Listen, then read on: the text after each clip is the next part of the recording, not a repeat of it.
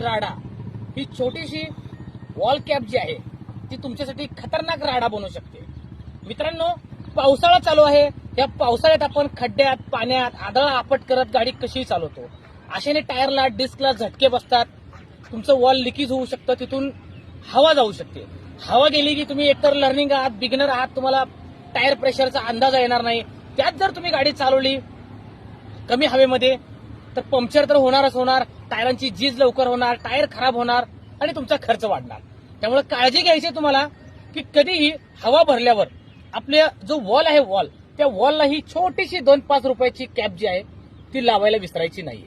एक छोटासाच व्हिडिओ आहे, बेसिक आहे, एवढा असा का डीप मध्ये नाहीये, पण फार महत्वाचा आहे।